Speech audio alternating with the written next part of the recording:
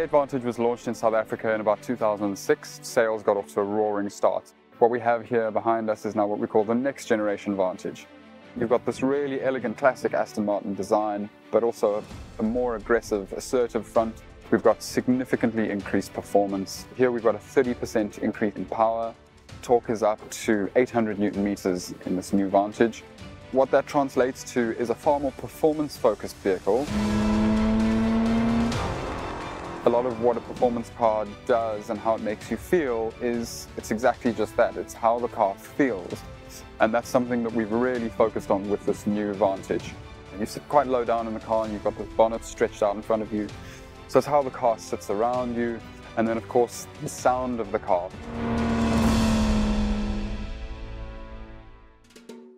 Absolutely drop-dead gorgeous looks. I have to put that out there first. Stunning proportions, everything just looks right. I'm just really impressed with how composed Vantage is, despite the incredible amount of power and torque it's delivering. It feels so settled, especially out on the circuit where I've never experienced it before. It's so easy to drive this car fast.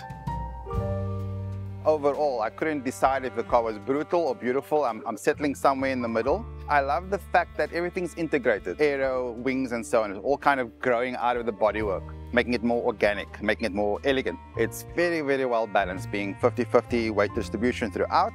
Aesthetically, same story. It feels and looks balanced. You can appreciate it around the corners. It's a very, very rewarding drive. Yes, we've driven the Vantage, but we've also had a look at the new Vanquish. And the one thing I noticed is how Aston Martin has taken the design language across various models so that the interior feels similar across all of them. And I think many Aston Martin owners will not necessarily only have one, they might have two, or they might even have more.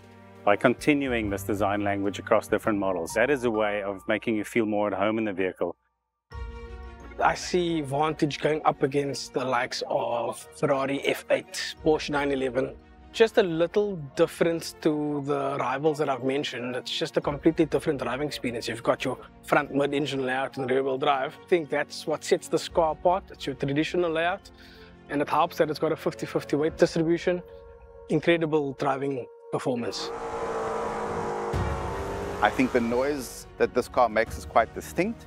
I feel like it's kind of in a world of its own. And at 6 million rand, I don't think there's quite a lot that can touch it, just for its character, its legacy. The Aston Martin heritage is quite particular. Yes, it is a high price tag. You are paying for a lot of heritage. You could get a similar feel in a car that is less expensive, but it still won't be an Aston Martin. It's not going to have this British racing heritage behind it. Other sports cars have other things, but the Aston Martin badge is paramount. Those buyers understand that these cars have different personalities and they're meant for different purposes and for different feelings. Sales have been great since we launched the car at the end of last year, so we've already got huge interest in the car. Order books are looking good. We're excited to see where this model takes us.